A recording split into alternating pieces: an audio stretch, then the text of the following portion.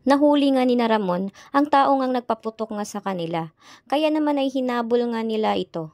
At dahil na rin ay malakas nga ang kampo nito ni Ramon, ay agad nga nilang nasilayan nga ang mga tauhan at pinatay nga nila ito. Subalit ito namang si David ay bigla naman itong tumakbo, subalit ay nadulas nga ito.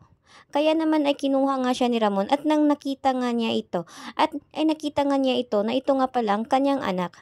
Kaya naman ay nagulat nga siya at nagtanong siya nito kung bakit niya raw ito ginawa sa kanya na nais siyang patayin.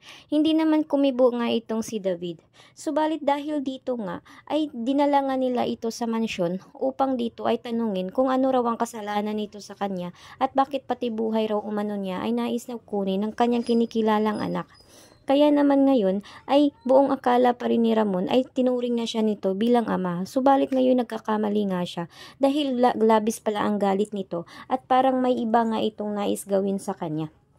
Subalit ngayon naman ay si Tanggol ay mababahala na rin sa kanyang buhay dahil na rin ay makakalaban nga niya ang Mamba Cartel.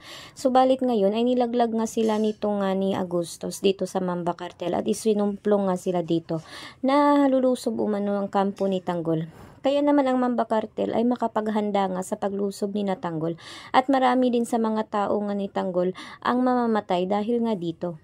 Subalit nga dahil nga dito ay malalaman nga din ng Mamba Cartel ang taong kumuha nga ng diamante ay ito nga ay si Tanggol.